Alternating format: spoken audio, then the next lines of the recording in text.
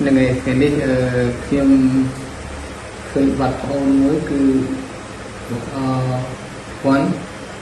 គាត់បាននិយាយរៀបរាប់អំពីគឺថៃដល់ថៃអញ្ចឹងណាប៉ុន្តែអត្ថន័យនៃការបត់នឹងធ្វើឲ្យប្រទេសទី2នៅក្បែរលបងជិតខាងហ្នឹងគឺចាក់ដោតប្រទេសហើយនឹងបង្ហាញពីសម្ដាននិងអកប្បកិរិយាដែលមិនល្អទៅលើប្រទេសទាំងដែរជាគេដែលឈ្លានពានយើងហើយតែងតែសុំយើងចរចាហើយតែងតែឲ្យយើងរកទីសាស្ត្រល្បិចគ្រប់បែបយ៉ាងដើម្បីឲ្យខ្មែរយើងនឹងសុំចូលអាស្រ័យចរចាតែការពិតគឺប្រទេសជិតខាងហ្នឹងគឺជាអ្នកដើមហើយក៏ជាអ្នកដែលក៏ក្លើមជាអ្នករំលោភបទឈប់បាញ់និងច្បាប់អន្តរជាតិផ្សេងៗអញ្ចឹងព្រមទាំងបង្កើតនៅព្រឹត្តិការណ៍ដូចជាការជន់លៀនមុនប្រជុំអាស៊ានដូចជាយើងឃើញឯជាស្ដែងដូចជាមកឆ្លៀតពៀនដីខ្មែរក្នុងរយៈពេលប្រហែលនេះគឺគាត់សុំបីតែម៉ូតូរបស់បងទៅហ៊ានជួបមុខយើងឬក៏បងជាបរិវត្តដែលຕົកនៅជីដែនហ្នឹងក៏ពួកគាត់លួចយកទៅដែរហើយបង្ហាញថាពួកគាត់ពិតជាប្រទេសមួយដែលជាប្រទេសចោលតាំងពីសតវត្សដើមមករហូតដល់បន្តដល់កូនចៅអញ្ចឹងណាជាមហាកប្បកិរិយាបង្ហាញពីដល់ពិភពលោកថាប្រទេសសៀមគឺជាប្រទេសដែលសម្បូរពុពេញទៅដោយចោលច្រើនមែនទែនអញ្ចឹងសូមទស្សនាជាមួយ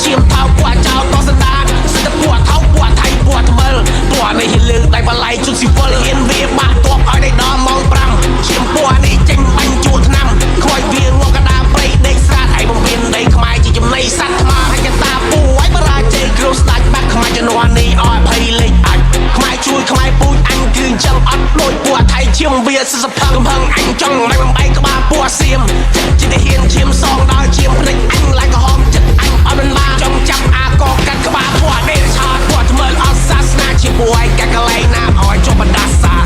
ពណ៌ថ្មើលអត់សាសនាស្រែកឃ្លានដីខ្មែរគ្រប់ចំនួនខ្សាត់ត្រាពណ៌ថ្មើលអត់សាសនាជាពួយកាត់កន្លែងណាឲ្យចុះបណ្ដាសាពណ៌ថ្មើលអត់សាសនាស្រែកឃ្លានដីខ្មែរគ្រប់ចំនួនខ្សាត់ត្រាឯងបាក់ខ្មែរមួយស្មើនឹងបាក់ខ្មែរមួយនគរបងអត់ចូលពេលនេះខ្មែរក្រោកឈោចែកត្រូវតែដឹងឈាមអញអាសាអង្គអញហៅជូអញហៅគោពណ៌នេះអត់មកជាតិហ៊ានស្រាតខនមុខអន្តរជាតិយល់បីពណ៌នេះពិនខាងផងភូតចាញ់ក្នុងសមរភូមិចាញ់ទាំងការទូដាច់ក្បាលដាច់ដីដាច់ជើងណាបាយនឹកកើបាយតែហ៊ានលោវារត់ចោលគ្នាពេលដែលលឺក្រកភ្លើងខ្មែរដើរចូលយើងដើរទ្រង់ពើអញម្ចាស់ទឹកអញម្ចាស់ដីអញម្ចាស់ព្រៃអញម្ចាស់ប្រាសាទអញម្ចាស់ទិសទាំង8ខ្មែរជំនាន់ក្រោយតទៅថ្ងៃមកសាមគ្គីយើងខាងសត្រូវនឹងបានស្រោតចិត្តអញខ្លាំងចុះស៊ីសាច់ឯងឆៅអញចាំទុកតកូនតចៅពណ៌ឈាមថោកពណ៌ថៃឈាមខ្មៅដកទុំជាតិចោលជន់នៅលើដីមួយចិនគោដើរចូលយើងដើរទុំជ័យនេះជាទឹកដីអញសុំស្ដាប់ពណ៌ដីថៃខ្មាំងបរាជ័យខ្លាចជាកំដរដីយើងត្រូវការសុខសន្តិភាពបើមានអ្នកជាតិយើងត្រូវទៅតដៃខ្មែរយើងមានឈាមបរមន្ពេលយើងចេញច្បាំងសត្រូវដឹងតែខ្សែពណ៌ថ្មើលអត់សាសនាជាពួយកាកន្លែងណាឲ្យចុះបណ្ដាសាពណ៌ថ្មើលអត់សាសនាស្រែកឃ្លានដីខ្មែរគ្រប់ចំនួនខ្សាត់ត្រាពណ៌ថ្មើលអត់សាសនាជាពួយកាកន្លែងណាឲ្យចុះបណ្ដាសាពណ៌ថ្មើលអត់សាសនាស្រែកឃ្លានដីខ្មែរគ្រប់ចំនួនខ្សាត់ត្រា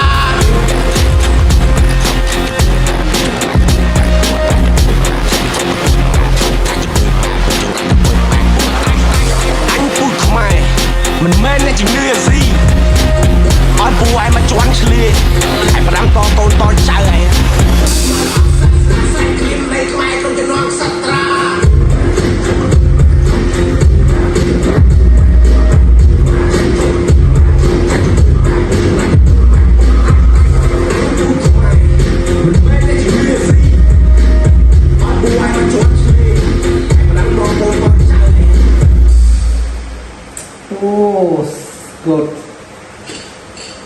the best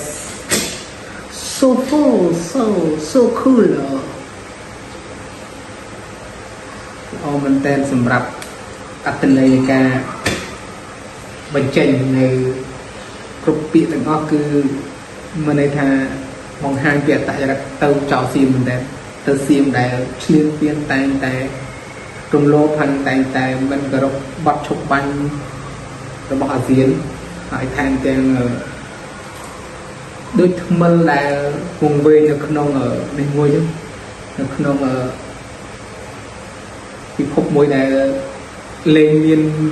នភាពទទួលខុសត្រូវលេងមានសច្ចធម៌ក្នុងខ្លួនអញ្ចឹងណាអូខេអរគុណច្រើនបងប្អូនសូមជួយ Subscribe Channel ខ្ញុំមួយផងហើយ Channel កូនខ្មែរអង្គរអរគុណបាយ